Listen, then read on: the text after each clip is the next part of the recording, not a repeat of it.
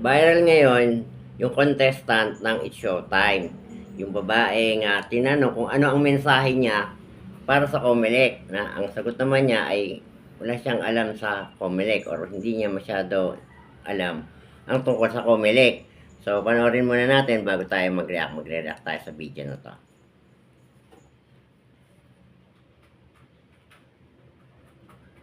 Ano ang mensahe mo?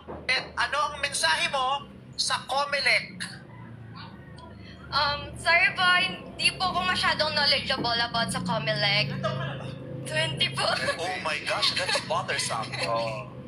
Hindi ka ba bumuboto? Hindi pa po. Ay, hindi pa. Opo, hindi pa po. Okay. Yes po. Sa susunod na Paano? eleksyon bumuboto. Wala kang sagot? Ano ba? Hindi ko man po masasagot to ngayon, pero for sure. Comelec yung Commission on Elections. Sila yung nag-ano ng mga sa election kapag ano. Okay. Wala kang naririnig sa mga- tungkol sa hindi ka ba nanonood ng telebisyon? Wala nanonood po sa kaming dyaryo? TV. Internet. Facebook, mga ganyan. Yeah, Social po. media. Hindi po din masyado lumilitaw sa newsfeed. So, sinong may kasalanan na hindi ka informed? Di sa teacher mo, di ba nag-aaral? So yung yung Comelec, sila yung nag-aayos ng bago mag-eleksyon, para sa mga kandidato, sa mga Kasi silang may katamahan, Mga votes. silang may kinalaman sa lahat ng kaganapan tungkol sa Sa eleksyon eleksyon. sa Pilipinas. Okay, Siguro okay. yung Okay, react tayo, no? So, siya ay 20 years old. So, ang tanong ni Vice, anong mensahe? So, ang sagot ay wala siyang maisagot dahil nga wala siyang alam, no? O, para sa mga mami, turuan nyo na lang anak ninyo tungkol sa mga department ng gobyerno natin, mga sangay, kawanihan, or ano pa mang ano ng gobyerno. Dapat po alam ng mga anak natin yan. No? Nung elementary kami, tinuturo yan. Ewan ko ngayon kung naituturo pa sa mga bata. Pero siguro naman tinuturo dahil sabi ni Kim Chiu, nag-aaral ka, di ba? Ganun ang sabi niya. At ang sabi naman ni Vice, di ba, sa TV, wala rin silang TV. Nakapagtataka, sa edad niyang yon hindi niya alam yung Comelec. No, hindi natin alam kung sino may kasalanan, kung yung magulang niya, o yung teacher niya, o yung eskwelahan niya, o siya mismo, o wala siyang pakialam sa gobyerno. At sa edad niya ngayon, hindi pa siya bumoboto. Ano silbi niya sa lipunan? Kung hindi ka boboto, yun na nga lang ang silbi mo sa lipunan, bumoto. No, nakapagtataka, 20 years old, wala siyang alam tungkol sa Comelec. No? Yun po ang masaklan, no? Ang ganda ng bata, ang puti, at mukhang may kaya, wala raw TV. Pero meron siyang social media. Meron siyang Facebook siguro, Instagram. No? Dapat po alam yan ng mga kabataan ang tungkol sa Comelec. Actually, mali pa nga yung paliwanag ni Jong. Sabi niya, ang Comelec daw ang nag-aayos ng eleksyon. Hindi po. Sila po ang namamahala, hindi ho nag-aayos. Sila ang namamahala pagdating sa kabuuang, sa national or sa local election.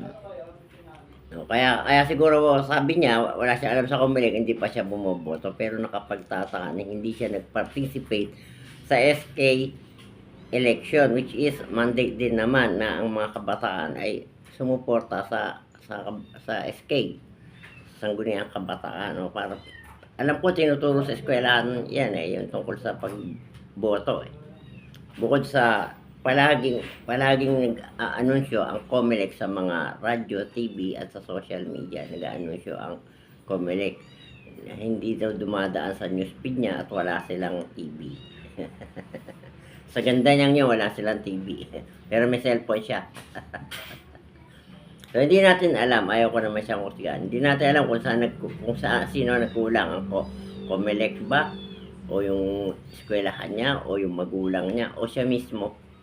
No? Pero hindi nagkulang ang Comelec dahil sa radyo, sa TV, sa social media, laging may anunsyo ang Comelec. At mula pa nung ng mga kabataan pa namin, ang Comelec kilala na ng mga bata. Alam na nila yung tungkol sa Comelec, alam nilang yan ang namamahala sa pagdating ng eleksyon at sila yung nagbibigay ng mandate sa mga kandidato, di ba? At dapat ang kabataan pagdating ng SK ay nagpaparehistro na Then pagdating nung 18 niya, voters registration na rin siya. Di ba?